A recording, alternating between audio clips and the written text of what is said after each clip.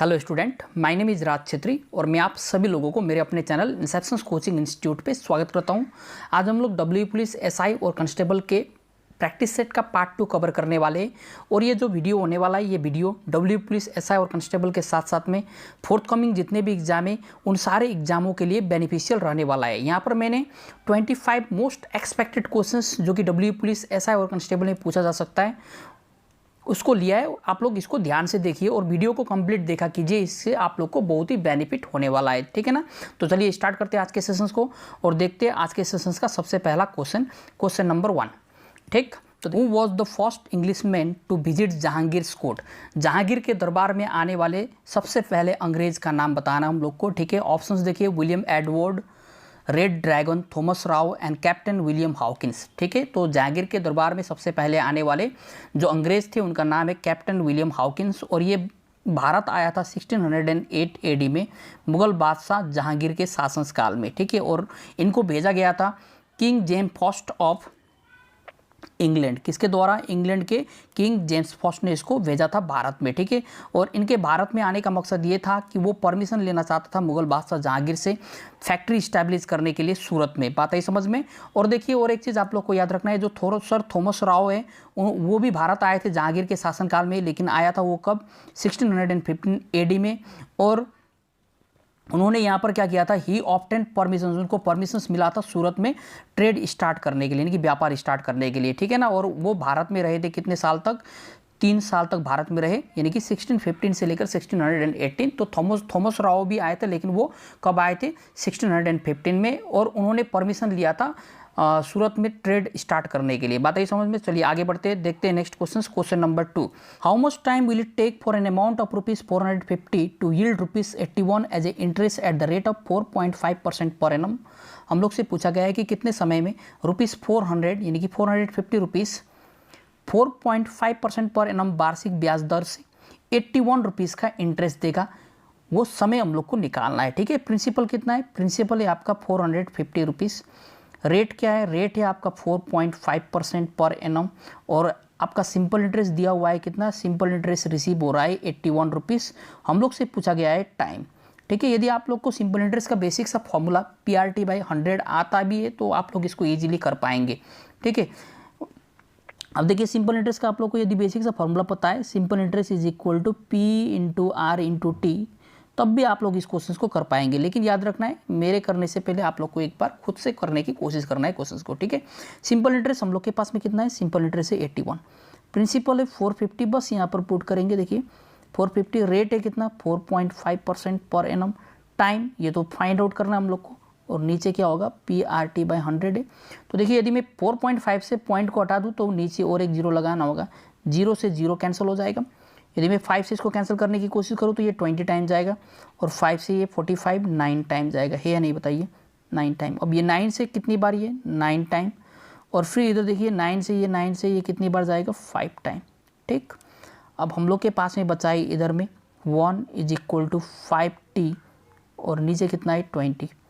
तो 5 से ये 4 टाइम, तो t बराबर कितना आ जाएगा आपका? 4 ईयर्स। ये तो मैंने यहाँ पर एकदम बेसिक, एकदम सिंपल वे में किया है ताकि सबको समझ में आ जाए। यहाँ पर मैं कोई ट्रिक्स अप्लाई नहीं कर रहा हूँ। ठीक है, इस चाहे तो हम लोग इसको मेंटली भी कैलकुलेट कर सकते थे। ठीक है ना। चलिए आगे बढ़ते हैं, देखते हैं next question number 3। The Durand line determines the boundary line between. जो दुरांत लाइन है वो किन दो देशों के बीच के सीमा रेखा को निर्धारित करता है? ये हम लोग के पास में क्वेश्चन है। ऑप्शंस इंडिया चाइना, इंडिया और Afghanistan, Afghanistan and Pakistan, Afghanistan and China. तो इस क्वेश्चन का जो करेक्ट आंसर होगा वो होगा आपका ऑप्शन नंबर सी, अर्थात अफगानिस्तान एंड पाकिस्तान के सीमा रेखा को निर्धारित करता है आपका दुरांत लाइन। बहुत ही इंपॉर्टेंट है, पूछा जा सकता है। Next question number 4। इसको एक बार आप लोग खुद से सॉल्व करने की कोशिश कीजिए, वीडियो को पॉज कीजिए और ट्राई कीजिए। सबसे पहला लेटर है देखिए ए, फिर उसके बाद में EIO। तो जाहिर सी बात है, तो जो नेक्स्ट लेटर आएगा वो क्या आएगा? U आएगा, क्योंकि हम लोग को पता है ये कॉम्बिनेशन से किसका? वॉवेल का। ठीक है ना, यानी कि वॉवेल सीरीज से। तो हम लोग क्या करेंगे, जो नेक्स्ट लेटर आएगा हम लोग के पास में वो क्या आएगा? U आएगा। बात है समझ में। नेक्स्ट देखिए हम लोग के पास में नंबर सीरीज है 2, 4, 8, 16। तो यहाँ पर नेक्स्ट नंबर क्या होने वाला है बताइए? तो जाहिर सी बात है, देखिए 2 का डबल होता है 4, 4 का डबल होता है 8, 8 का डबल होता है 16, तो 16 का डबल क्या होगा 32। तो नेक्स्ट नंबर जो आएगा वो आएगा आपका 32। अब देखिए नेक्स्ट लेटर क्या आएगा, तो ये बेसिक सा सीरीज है, इंक्रीजिंग सीरीज है, IJKLM अर्थात U32M इस क्वेश्चन का करेक्ट आंसर होगा, अर्थात ऑप्शन नंबर ए। चलिए आगे बढ़ते हैं, देखते हैं next question, question number 5। Andaman and Nicobar island are separated by which channel. देखिए जो अंडमान एंड निकोबार आइलैंड है वो किस चैनल के द्वारा अलग होता है, किस चैनल के द्वारा ये सेपरेट होता है। 10 degree channel, 9 degree channel, 8 degree channel और डनकन पासेज, ठीक है ना। तो इस क्वेश्चन का जो करेक्ट आंसर होगा वो होगा आपका 10 डिग्री चैनल। जो अंडमान एंड निकोबार आइलैंड है इसको कौन सेपरेट करता है, कौन अलग करता है, 10 डिग्री चैनल अलग करता है। आप लोग देख लेना, यहाँ पर देखिए जो 8 डिग्री चैनल है वो किसको अलग करता है, जो 10 डिग्री चैनल है ये अलग करता है आपका Andaman island and Nicobar island को, कहाँ पर, in the Bay of Bengal में, बंगाल की खाड़ी में। देखिए जो 8 डिग्री चैनल है ये सेपरेट करता है किसको, separate the island of Minicoy and Maldives, Maldives और मिनकोय को सेपरेट करता है आपका 8 डिग्री चैनल। और जो 9 डिग्री चैनल है ये सेपरेट करता है मिनकोय और लक्षद्वीप को। बात आई समझ में, it separate Minicoy island and Lakshadweep. बात आई समझ में। चलिए आगे बढ़ते हैं, पूछा जा सकता है 8 डिग्री, 9 डिग्री और 10 डिग्री। और ये जो डनकन पासेज है ये आपका South Andaman and Little Andaman को सेपरेट करता है। चलिए आगे बढ़ते हैं, question number 6। If Asha is equal to 79 then Vinay Bhushan is equal to what. हम लोग से पूछा गया है विनय भूषण का कोड। ठीक है, वीडियो को पॉज कीजिए और एक बार खुद से करने की कोशिश कीजिए, यदि नहीं हो रहा है तो फिर आप लोग सॉल्यूशन को देख लेना, ठीक है ना। तो देखिए हम लोग को दिया गया है क्या, आशा, आशा का न्यूमेरिकल कोड दिया हम लोग को कितना, 79। हम लोग को बताना है विनय भूषण का कोड क्या होगा। तो सबसे पहले हम लोग क्या करेंगे, जो लेटर दिया है यहाँ पर ASHA, इनका न्यूमेरिकल कोड हम लोग फाइंड आउट करने की कोशिश करेंगे। तो A का न्यूमेरिकल कोड होता है 1, S का न्यूमेरिकल कोड 19, H का न्यूमेरिकल कोड 8 और A का 1। हम लोग इनको एक बार जोड़ के देख लेते हैं क्या ये 79 के बराबर आ रहा है। 79 के बराबर नहीं, ये 29 के बराबर आ रहा है। ठीक है, इसका मतलब हम लोग को चाहिए देखिए 79, लेकिन आ कितना रहा है 29। हम लोग इसको आशा को क्या करते हैं, एक बार ये जो लेटर है यहाँ पर इसको रिवर्स करके देखते हैं। तो ए का जो रिवर्स पोजीशन होगा वो क्या होगा, जेड होगा। फिर उसी प्रकार से एस का रिवर्स पोजीशन क्या होगा, एच, और एच का रिवर्स पोजीशन एस, और ए का रिवर्स पोजीशन क्या होगा, जेड। अब इसका एक बार लिख लेते हैं न्यूमेरिकल कोड। तो क्या आएगा, देखिए ये जेड बराबर 26, एस बराबर 8, आप लोग को पता होना चाहिए, ठीक है, ये बेसिक चीज़ें। और एस बराबर 19 और जेड बराबर 26। अब इसको हम लोग ऐड करके देखते हैं। और यहाँ से एक क्वेश्चन तो एग्जाम में बनता ही है, चाहे वो किसी भी एग्जाम, कोई भी एग्जाम हो जहाँ पर रीजनिंग पूछा जाता है ना, वहाँ पर पूछा जाता है ये। अब देखिए यहाँ पर ये जो कोड आएगा ना, ये कितना आएगा 79 के बराबर। इसका मतलब क्या किया गया है कि लेटर को रिवर्स किया गया और इसका न्यूमेरिकल पोजीशंस को न्यूमेरिकल पोजीशंस लिख के उसका सम निकाला गया है। ठीक है ना। हम लोग क्या करेंगे, विनय भूषण को अपोजिट कोड लेटर कोड करेंगे। देखिए विनय भूषण को हम लोग क्या करेंगे, रिवर्स करेंगे। विनय भूषण BHUSHAN। सबसे पहले हम लोग विनय भूषण का रिवर्स पोजिशंस निकालेंगे, ठीक है ना। तो बी का अपोजिट क्या होता है, बी का अपोजिट होता है E, आई का अपोजिट R, N का अपोजिट M, A का अपोजिट Z, Y का अपोजिट B, B का अपोजिट Y, H का अपोजिट S, U का अपोजिट F, S का अपोजिट H, H का अपोजिट S, A का अपोजिट Z, M का अपोजिट N। आप लोग को रिवर्स पोजिशंस लेटर का आना चाहिए, ठीक है। अब बस हम लोग क्या करेंगे, यहाँ पर न्यूमेरिकल कोड लिख देंगे। देखिए ये 5 होता है, ये होता है आपका 18, R बराबर 18, M बराबर 13, Z बराबर 26, B बराबर होता है आपका 2, फिर Y बराबर 25, S बराबर आपका 19, ये F हो जाएगा आपका 6 के बराबर, H होता है आपका 8 के बराबर, S 19 के बराबर, Z 26 के बराबर और M होता है आपका 13 के बराबर, ठीक है। अब सबको जोड़ देंगे, तो जोड़ने पर देखिए क्या आएगा, 3 और ये 6 9, 9 9 18, 18 8 26 and 6 32, 32 and 9 41, 41 and 5 46, 48, 48 and 6 54, 54 and 3 54 and 3 57, 57 and 8 50, 65, 65 and 5 70, 0 carry 7, 7 and 1 8 and 2 10, 10 and 1 11, 11 and 1 12, ठीक, 12 and 2 14 एंड 2 16 एंड 1 17 एंड 1 कितना होगा, ये 18, अर्थात 180 हम लोग के पास में आंसर आ जाएगा। बस आप लोग को न्यूमेरिकल कोड पता होना चाहिए, ठीक है। तो इस क्वेश्चन का आंसर क्या होगा, 180। चलिए आगे बढ़ते हैं, देखते हैं नेक्स्ट क्वेश्चन। बहुत ही बढ़िया क्वेश्चन था। Question number 7, a shopkeeper offers his customer 10% discount and still makes a profit of 26%। What is the actual cost price of an article for him? Mark price is ₹280। ठीक है, हम लोग को cost price निकालना है कि कोई शॉपकीपर है वो अपने कस्टमर को 10% का डिस्काउंट देता है। 10% डिस्काउंट देने के बावजूद भी उनको 26% का क्या होता है, लाभ होता है। ठीक है, हम लोग को निकालना है उस आर्टिकल का कॉस्ट प्राइस जिसका मार्क प्राइस कितना है, 280। मार्क प्राइस दिया है, देखिए मैं एकदम बेसिक से समझा रहा हूँ। मार्क प्राइस है 280 रुपीज़। ठीक है, इस पर वो डिस्काउंट देता है कितना, डिस्काउंट देता है आपका 10% का डिस्काउंट देता है। ठीक है, यदि कोई चीज़ देखिए कोई शॉपकीपर है वो जब 10% का डिस्काउंट देता है ना, किस पे, 280 पे, तो बताइए 10% 280 का कितना होगा। ये तो बेसिक सा चीज़ है, आप लोग सिंपल इस प्रकार से भी निकाल सकते हैं। देखिए लेकिन इतना करने की ज़रूरत नहीं, सीधा हम लोग 280 का 10% 28 बोल सकते हैं। ठीक है, अब देखिए वो क्या करता है कि 280 का जो सामान है उस पर 10% का डिस्काउंट देता है, अर्थात 280 का डिस्काउंट 28 का डिस्काउंट देता है। तो 280 में 28 का डिस्काउंट मतलब वो सेल कितने में करेगा, सेल करेगा आपका 280 माइनस 28, 280 माइनस 28। ठीक है, मैं एकदम बेसिक से कर रहा हूँ, तो ये हो जाएगा आपका 252 रुपीज़ में सेल करेगा। लेकिन याद रखना 250 रुपीज़ में सेल करने के बाद में उसको प्रॉफिट कितने का हो रहा है, 26% का। उसका प्रॉफिट जो है ना वो है आपका 26% का प्रॉफिट है। ठीक है ना, प्रॉफिट कितना है, 26% का प्रॉफिट। अब प्रॉफिट 26% है, ठीक है ना। अब कॉस्ट प्राइस हम लोग को पता है कि ये 100% होता है।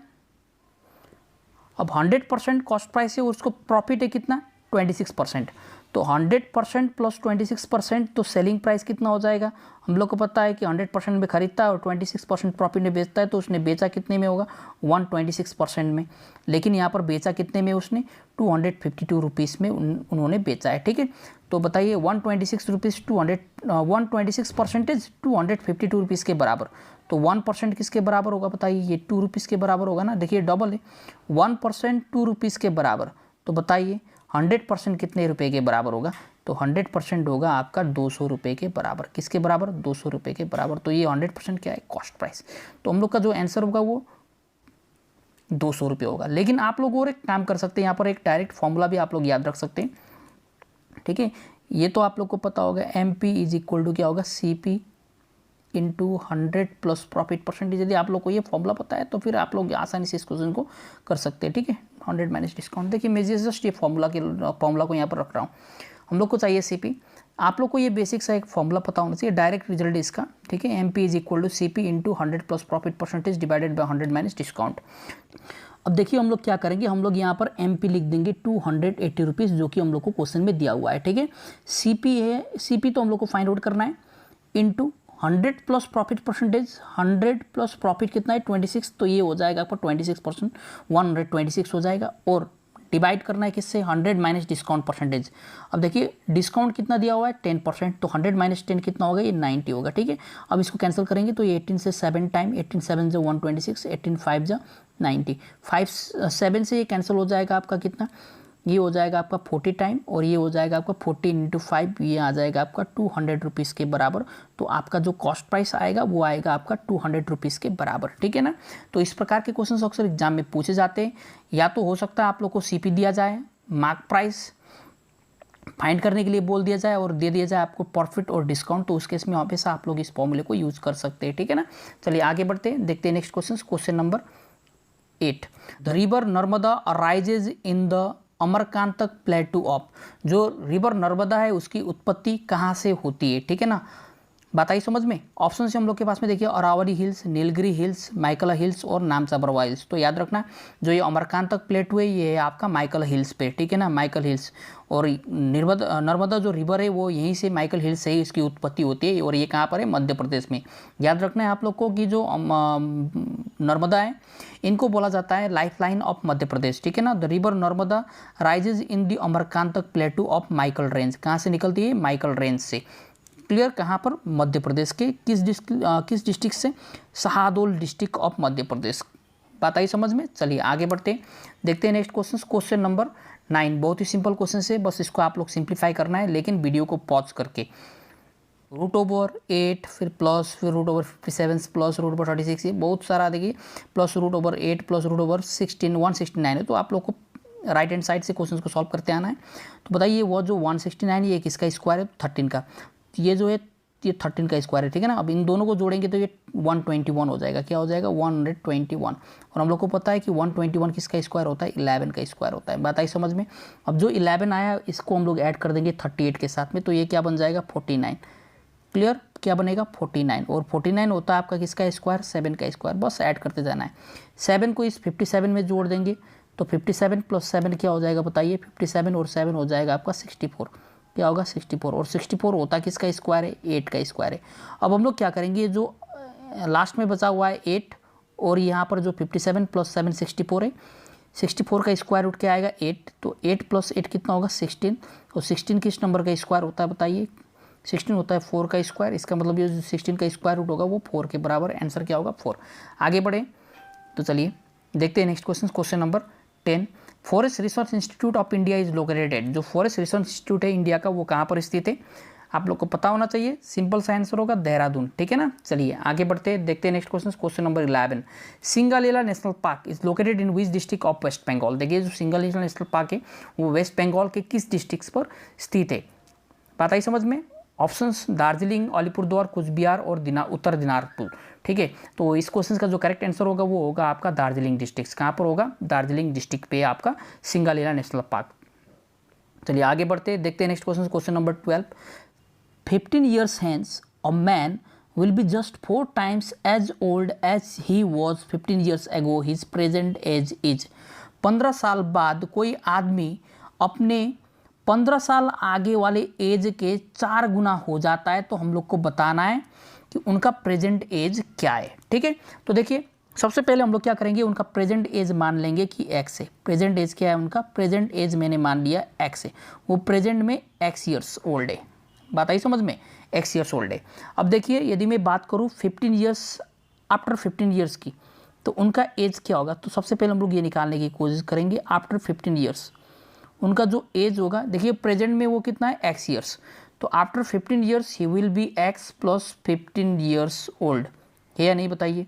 उनके एज में 15 ईयर्स का इजाफा होगा, ठीक है।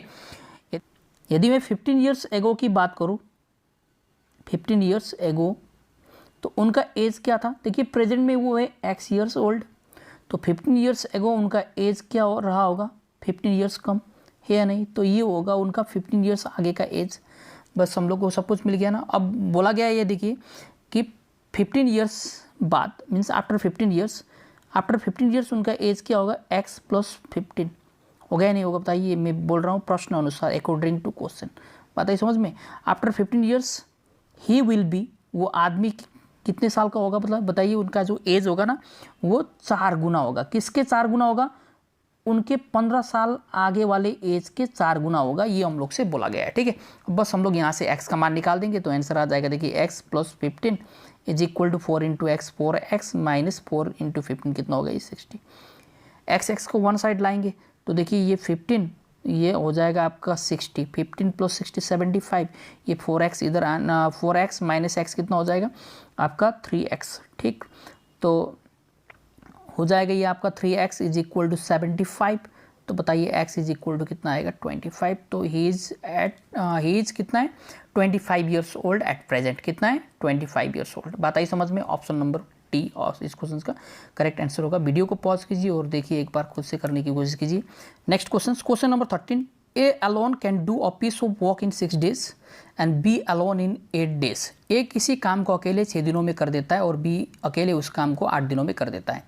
A and B undertook to do it for rupees 3200। A और बी को इस काम के लिए 3200 रुपीज़ मिलता है, और with the help of C they completed the work in 3 days। और सी की मदद से उन्होंने काम को 3 दिनों में ख़त्म कर दिया। हम लोग को बताना है कि सी को इस काम के लिए कितना पैसा मिला है, ठीक है। आप लोग वीडियो को पॉज कीजिए और खुद से करने की कोशिश कीजिए। देखिए हम लोग को यहाँ पर क्या निकालना है कि एफिशिएंसी निकालना है, और जिसका जितना एफिशिएंसी होगा उसको उतना ही पैसा मिलेगा, ठीक है ना। यानी कि जो पैसा होता है वो एफिशिएंसी के ऊपर बेस रहता है।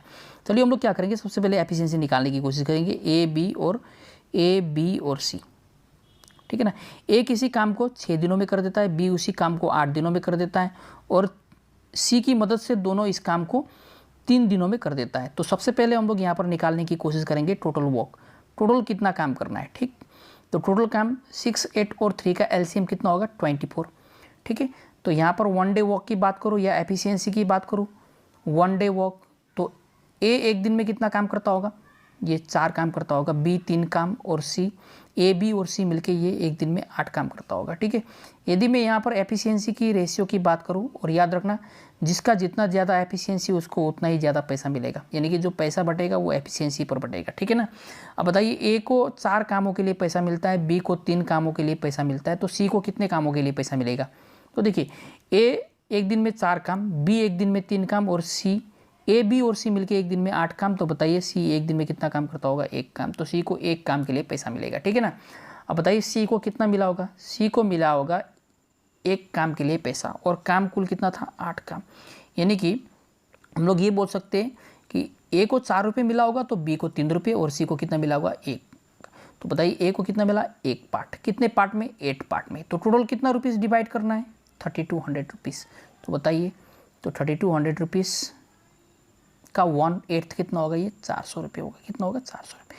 तो सी को कितना रुपये मिला होगा 400 रुपये, 1 यूनिट बराबर 400, तो ए को 1600 रुपये मिला होगा और बी को 1200 रुपये मिला होगा, ठीक है ना। चलिए आगे बढ़ते हैं, देखते हैं next question, question number 14। Scurvy is caused by the deficiency of, scurvy किसकी कमी के कारण से होती है, कौन सा विटामिन है, vitamin D, vitamin C, vitamin A और विटामिन बी। आप लोग को याद रखना है scurvy is caused due to the lack of vitamin C, vitamin C की कमी से स्कॉर्बी नामक बीमारी होती है, ठीक है ना। विटामिन ए की बात की जाए तो आपको पता होना चाहिए नाइट ब्लाइंडनेस और जेरोथाल्मिया। विटामिन B1, यदि B1 की बात की जाए तो आप लोग को पता होना चाहिए बेरी, ठीक है ना। विटामिन डी रिकेट्स, ये आप लोग को नाम याद रखना है कि विटामिन डी की कमी से कौन सी बीमारी होती है, ठीक है ना। When white light pass through a glass prism which of the following colours is refracted the most, जब कोई व्हाइट लाइट किसी ग्लास प्रिज्म से होकर गुजरती है तो सबसे ज़्यादा रिफ्रैक्ट अर्थात कौन सी कलर बिखरती है, ये हम लोग से क्वेश्चन पूछा गया है। ऑप्शन से रेड, ब्लू, ऑरेंज और वॉयलेट, ठीक है। तो सबसे ज़्यादा रिफ्रैक्ट होने वाली कलर कौन सी होती है, वो वॉयलेट होती है। आप लोग को ये भी आंसर पता होना चाहिए। चलिए मैं बता देता हूँ कि जब कोई व्हाइट लाइट जो प्रिज्म से होकर गुजरती है, तो याद रखना कोई भी व्हाइट लाइट जो सनलाइट, व्हाइट लाइट मतलब होता है सनलाइट, सनलाइट है 7 कलर, याद रखना है सनलाइट का 7 कलर होता है, जिसको हम लोग विजिबल लाइट भी बोलते हैं, ठीक है ना। जब ये प्रिज्म से होकर गुजरती है तो याद रखना ये 7 कलरों में बिखर जाती है, कितने कलर में, 7 कलर में, 7 रंगों में बिखर जाती है। और इस प्रोसेस को हम लोग बोलते हैं डिस्पर्सन्स, क्या बोलते हैं डिस्पर्सन्स, ये भी आप लोग को याद रखना है, ये पूछा जाता है एग्जाम में, इस प्रोसेस को हम लोग क्या बोलते हैं। जो व्हाइट लाइट होती है वो 7 कलर्स की होती है और ये जब प्रिज्म से होकर गुजरती है तो ये 7 कलर में बिखरती है और उस प्रोसेस को हम लोग बोलते हैं डिस्पर्सन्स। और याद रखना जो सबसे कम बिखरती है, सबसे लिस्ट डेविएट होती है, तो सबसे लिस्ट आपका होता है रेड कलर और सबसे ज़्यादा बिखरने वाला मैक्सिमम डिविएशंस होता है आपका वॉयलेट का, किसका, वॉयलेट का। आपको याद रखना है बीबक्योर, ठीक है ना। सबसे ज़्यादा सबसे लिस्ट, सबसे कम रेड और सबसे ज़्यादा आपका वॉयलेट होगा, बिखरती है, ठीक है ना। चलिए यदि वेवलेंथ की बात की जाए तो सबसे ज़्यादा वेवलेंथ किसका होगा, तो वो होगा आपका विजिबल लाइट में रेड का और सबसे कम वॉयलेट का। क्लियर। चलिए आगे बढ़ते हैं, देखते हैं नेक्स्ट क्वेश्चन, क्वेश्चन नंबर 16। इसको सॉल्व करने की कोशिश कीजिए, वीडियो को पॉज करना है और खुद से करने की कोशिश करना है। देखिए लिखा हुआ है 0, 2, 6, 8, थोड़ा लॉजिक लगाइए, 16, 30 और 54। कैसे सॉल्व करेंगे, डायरेक्टली नहीं देखना है, आप लोग को एक बार सोचना है, खुद से करने की कोशिश करना है, फिर वीडियो को देखना है, ठीक है। तो देखिए 0, 2, यहाँ पर क्या किया गया है कि 0 + 2 क्या होगा 2। अब देखिए 2 और 6 को यहाँ पर जोड़ दिया गया है, 2 + 6 कितना होगा ये 8, ठीक है। नेक्स्ट नंबर लिखा गया है 8, 0 + 2 + 6 कितना होगा 8। चलिए अब देखिए नेक्स्ट, फिर 2 + 6 + 8, अब इस 8 को यहाँ पर ला दिया और जोड़ दिया तो कितना आएगा 6, यानी 3 नंबर को जोड़ा गया। देखिए 16 + 8 24, 24 + 6 30, ठीक। फिर उसी प्रकार से क्या करना है, 30 + 16 46, 46 + 8 54, यानी कि 3 नंबरों का पेयर बनाना है और फिर जोड़ देना है। अब हम लोग क्या करेंगे, हम लोग जोड़ेंगे यहाँ पर 16 प्लस 30 प्लस 54 को हम लोग जोड़ेंगे, ठीक है ना। इसको जोड़ेंगे तो क्या आएगा, देखिए 54 प्लस 16 ये हो जाएगा आपका 70 प्लस 30 क्या होगा 100। तो जो नेक्स्ट नंबर आएगा वो आएगा इस सीरीज में 100 आएगा। बात क्लियर है। चलिए आगे बढ़ते हैं, देखते हैं नेक्स्ट क्वेश्चन। क्वेश्चन नंबर 17 बहुत ही इंपॉर्टेंट है। The speed of sound is faster in, ध्वनि की जो गति होती है वो सबसे तेज किस में होती है? ऑप्शन सॉलिड, लिक्विड, गैसेस और वैक्यूम। ठीक, तो इस क्वेश्चन का जो करेक्ट आंसर होगा वो होगा आपका सॉलिड। बात आई समझ में। तो speed of sound is faster in solid. यदि बात की जाए लाइट की, स्पीड ऑफ लाइट, तो उस केस में फिर आंसर होगा आपका वैक्यूम। वैक्यूम में लाइट का जो स्पीड होता है वो सबसे ज़्यादा वैक्यूम में होता है। यदि साउंड की बात की जाए तो फिर वो होगा आपका सॉलिड में। आगे बढ़ेंगे, देखते हैं next question. Question number 18, chemical name of vinegar. Vinegar का जो केमिकल नेम होता है, केमिकल फॉर्मूला तो आप लोगों को पता होना चाहिए, CH3COOH। CH3COOH ये होता है आपका विनेगर का केमिकल फॉर्मूला, और इसको बोलते हैं केमिकल नेम क्या होता है इसका, एसिटिक एसिड। बात clear. Acetic acid is the chemical name of vinegar. पूछा जा सकता है ये question, CH3COOH। Next question, question number 19, washing soda is the common name for. किसको हम लोग आम तौर पर वॉशिंग सोडा के नाम से जानते हैं? ये क्वेश्चन हम लोग के पास में देखिए, option sodium carbonate, calcium carbonate, sodium bicarbonate और सोडियम हाइड्रोक्साइड। तो इस क्वेश्चन का जो करेक्ट आंसर होगा वो होगा आपका सोडियम कार्बोनेट, ठीक है ना। आप लोग को पता होना चाहिए सोडियम कार्बोनेट। और जो सोडियम बाइकार्बोनेट होते हैं इसे हम लोग बोलते हैं बेकिंग सोडा। क्या? बेकिंग सोडा, बेकिंग सोडा, ये भी आप लोग को पता होना चाहिए। चलिए थोड़ा मैं आगे बता दूँ, यहाँ पर देखिए लिखा हुआ है क्या, sodium bicarbonate NaHCO3 chemical formula आप लोग को पता होना चाहिए, ठीक है ना। ये आपका sodium carbonate Na2CO3, sodium carbonate chemical formula Na2CO3। और ये आपके पास में कैल्शियम कार्बोनेट CaCO3, ये आप लोग को पता होना चाहिए, कैल्शियम कार्बोनेट, ठीक है ना। कैल्शियम कार्बोनेट बहुत ही इंपॉर्टेंट है, CaCO3। बात क्लियर। कहाँ पर यूज होता है तो देखिए, calcium carbonate is use as an antacid to relieve heartburn acid, acidity में इसका यूज किया जाता है। ऑफसेट स्टोमक, ठीक है ना। तो ये सब यूजेज है किसका, कैल्शियम हाइड्रोक्साइड, सॉरी कैल्शियम आपका कैल्शियम कार्बोनेट का, ठीक है ना।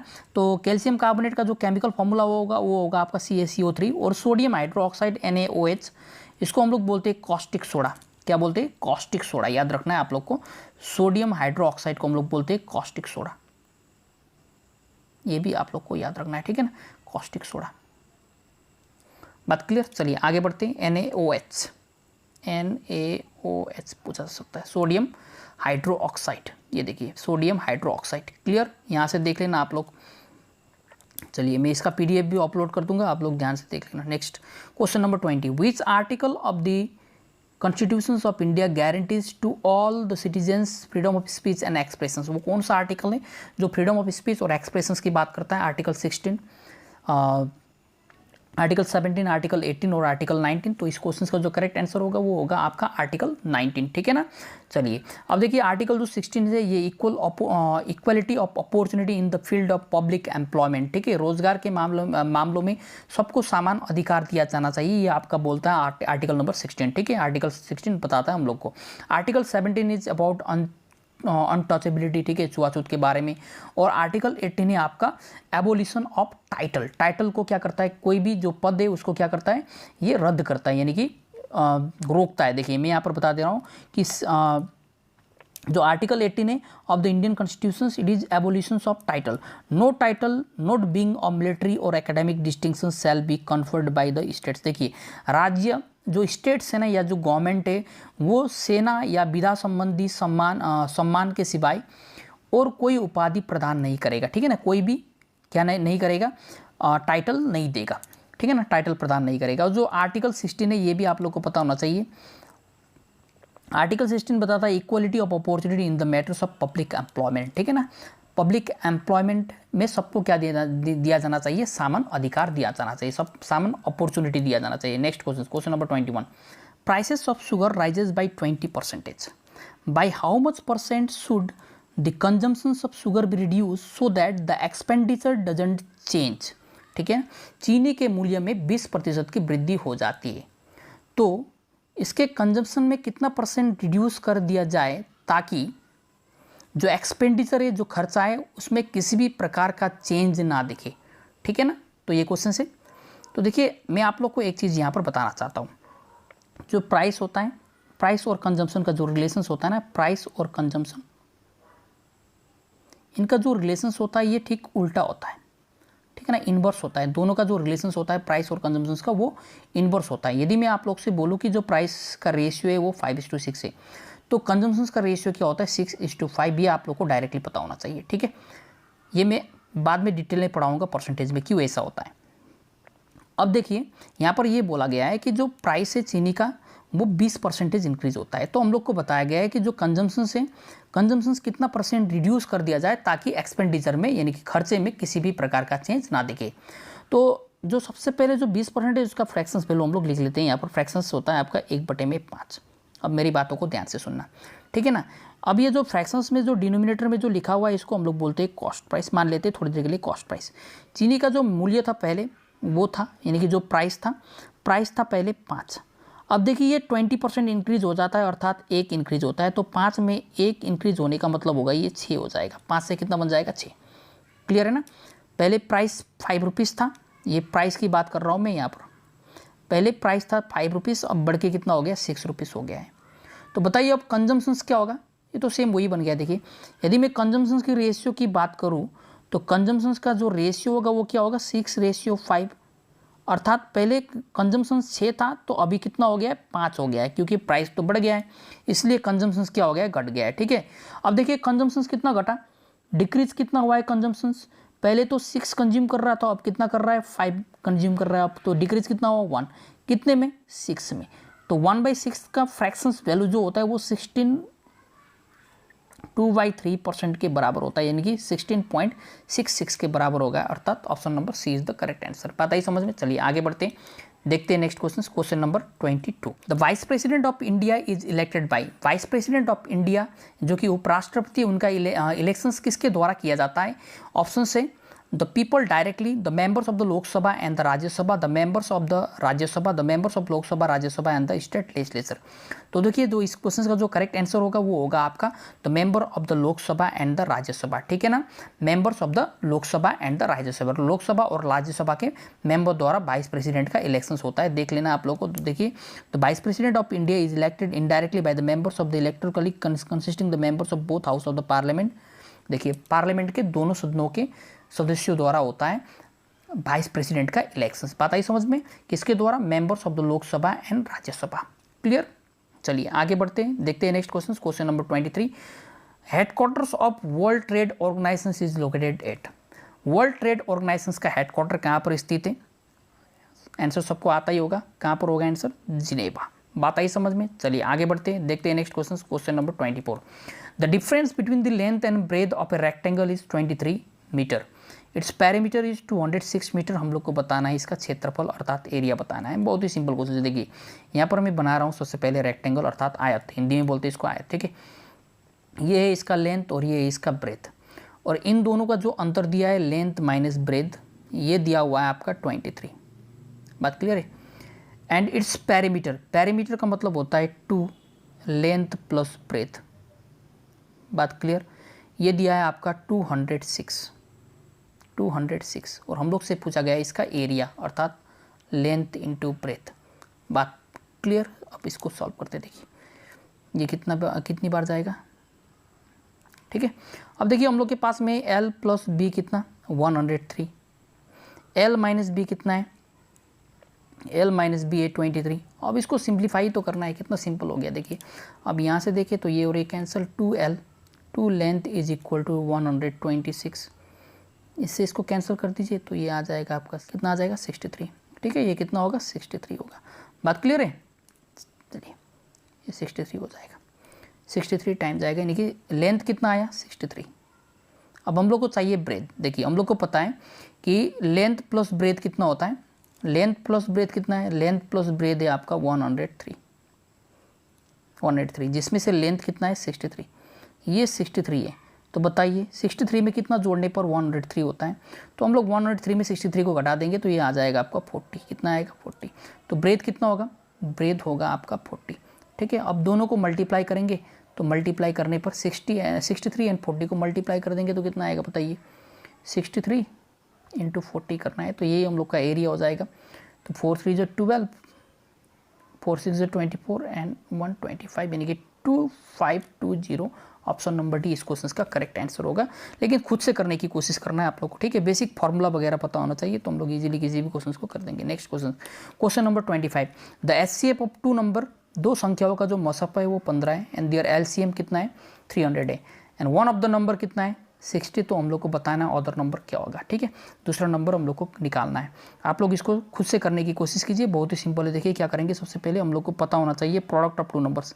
एचसीएफ एलसीएम का क्वेश्चन है, प्रोडक्ट ऑफ टू नंबर्स, दो संख्याओं का जो गुणनफल होता है वो होता है उसके एचसीएफ इंटू एलसीएम के बराबर, यानी कि एचसीएफ और एलसीएम के प्रोडक्ट के बराबर, ठीक है। प्रोडक्ट ऑफ टू नंबर्स यानी कि first number into second number. अब देखिए एक नंबर तो हम लोग के पास में है 60, अब दूसरा नंबर हम लोग के पास में नहीं है, मान लेते हैं कि दूसरा नंबर क्या है x, और एचसीएफ हम लोग के पास है 15 और एलसीएम है 300 या 300। अब इसको सिंप्लीफाई करना है तो आंसर आ जाएगा, देखिए कितनी बार 15 से 4 टाइम, 4 से ये 75 टाइम। तो दूसरा नंबर हम लोग के पास में क्या होगा, दूसरा नंबर होगा आपका 75। तो इस क्वेश्चन का correct answer option number B. Next question और आज के सेशंस का अंतिम क्वेश्चन, और ये आपका शॉर्ट से, ठीक है ना, बहुत ही इंपॉर्टेंट क्वेश्चन है। देखिए यदि मैं आप लोगों से कोई एक क्वेश्चन आप लोगों के पास में इस प्रकार से रखता हूँ, देखिए मेरे पास में कोई इस प्रकार से एक क्वेश्चन रख दिया, फिर इसके ऊपर भी मैंने इसको पावर 3 लगा दिया, फिर इसके ऊपर मैंने लगा दिया 1/6। तो हम लोग इसको कैसे सिंप्लीफाई करना है, देखिए हम लोग कैसे सिंप्लीफाई करेंगे इसको, हम लोग बेस को एज इट इज़ रख देंगे और पावर को हम लोग मल्टीप्लाई कर देंगे, ठीक है, इस प्रकार से। देखिए तो ये आप लोग इजीली कर देंगे इस टाइप के क्वेश्चन से। तो इस क्वेश्चन का जो आंसर आएगा वो हम लोग के पास में x आएगा। लेकिन आपको सिंप्लीफाई करना ही है, बस हम लोग को क्या करना है कि पावर को मतलब ब्रैकेट को ओपन करना है और पावर्स को मल्टीप्लाई कर देना है, ठीक है ना। चलिए -1/2 है। अब हम लोग क्या करेंगे, देखिए हम लोग के पास में मल्टीप्लाई कर देंगे पावर को, 2 इंटू -2, 2 इंटू -2 इंटू -1। बात आई समझ में। हमको क्या करना है हम लोग को पावर को मल्टीप्लाई, ठीक है ना, पावर को मल्टीप्लाई करना है। तो देखिए क्या आएगा, ये -1/2 है, 2 इंटू -2 इंटू -1, ये हो जाएगा आपका पावर 4। तो देखिए -1/2 का पावर जो 4 होगा ये आ जाएगा 1/16 के बराबर। तो इस क्वेश्चन का जो आंसर होगा वो होगा आपका 1/16, अर्थात ऑप्शन नंबर ए इस क्वेश्चन का करेक्ट आंसर। तो चलिए मिलते हैं हम लोग नेक्स्ट क्लास में और यहीं पर सेशंस को एंड करते हैं। और यदि आप लोग को वीडियो पसंद आ रहा है तो वीडियो को लाइक कर दीजिए और चैनल को सब्सक्राइब कर दीजिए और अपने दोस्तों के साथ में भी शेयर करना मत भूलना, ठीक है ना। मिलते हैं हम लोग नेक्स्ट क्लास में नेक्स्ट सीरीज़ के साथ में। मैं सारे इंपॉर्टेंट क्वेश्चन डिस्कस करने की कोशिश करूँगा और आप लोग वीडियो को अपने दोस्तों के साथ में भी शेयर करना मत भूलिएगा, ठीक है ना।